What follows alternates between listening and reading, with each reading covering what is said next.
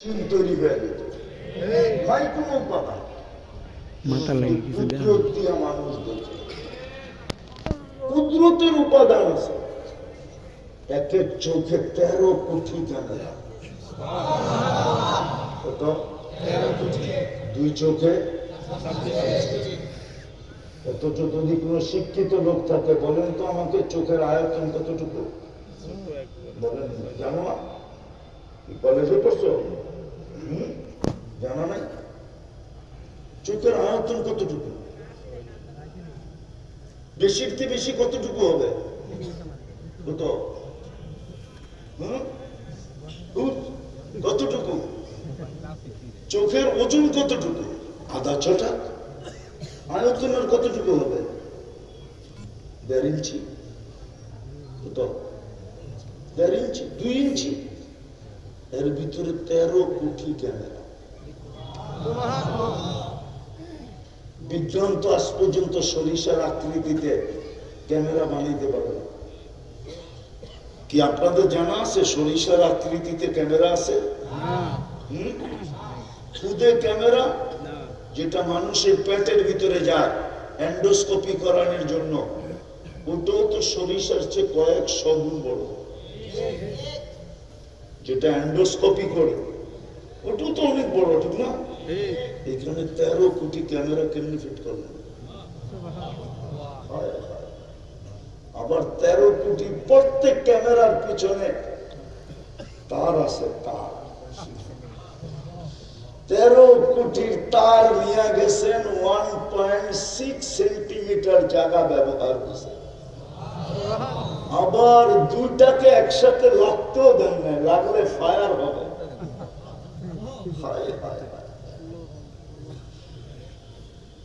ফেরেশতা আমাদের সেবা করে।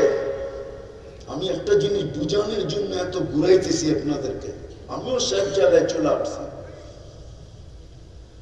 ফুল যেরকম ফুটা ব্যতীত আকর্ষণের পাত্র হয় না, মানুষ মানুষ হিসাবে জন্ম নিলেই আল্লাহ আল্লাহ রসুলের কাছে আকর্ষণের পাত্র হয় না।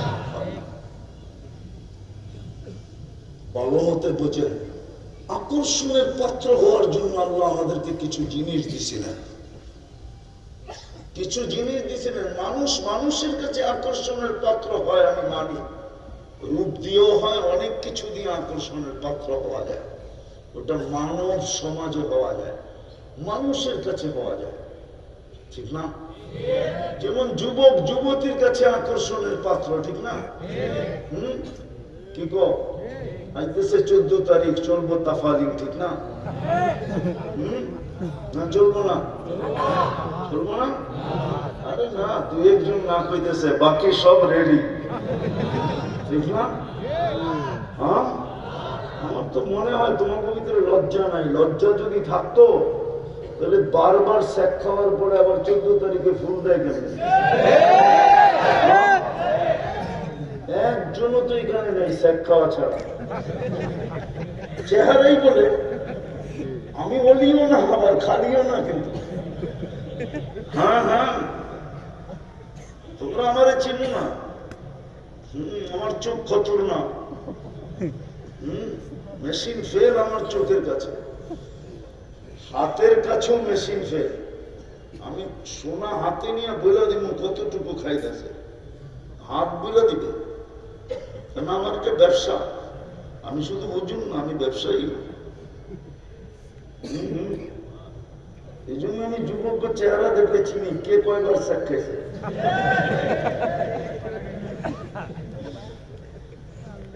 রাগ হয়ে গেল তো? ফুল ফুটা ছাড়া যেরকম আকর্ষণের পাত্র হয় না, মানুষ মানুষ হিসেবে জন্ম নিলেই আল্লাহর কাছে আকর্ষণের পাত্র হয় না।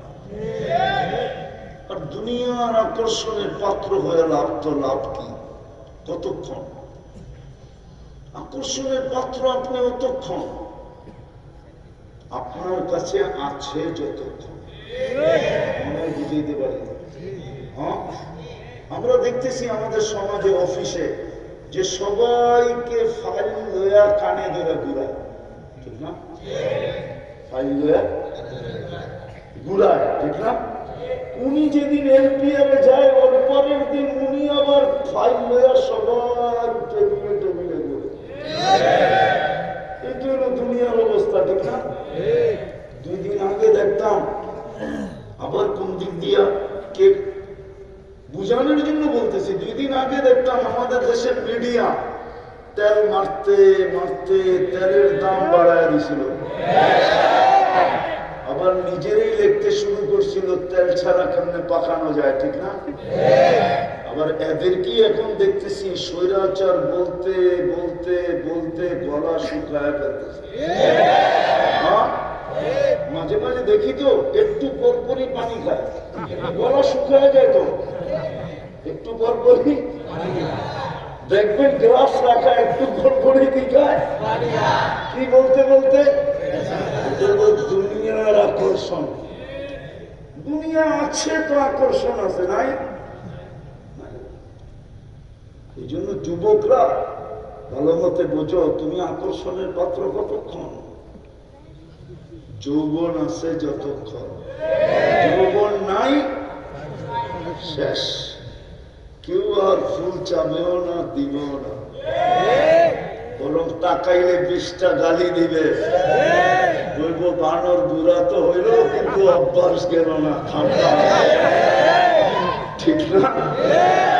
আসলটা বুঝি, হাসানো আমার উদ্দেশ্য না, আমার উদ্দেশ্য আপনাদেরকে বোঝানো। আল্লাহর কাছে আকর্ষণের পাত্র হওয়ার জন্য কয়েকটা জিনিস দিয়েছিলেন, যেটা দ্বারা মানুষ আল্লাহর কাছে আকর্ষণের পাত্র হয়। ওটা সদ ইচ্ছায় দিছিলেন, নিজের নির্বাচনের মাধ্যমে দিছিলেন। আল্লাহ নিজে নির্বাচিত করছেন। কে? আল্লাহ। চিনেন আল্লাহ? চিনেন তো না, এই জন্যই তো আল্লাহ বলি না, ঠিক না?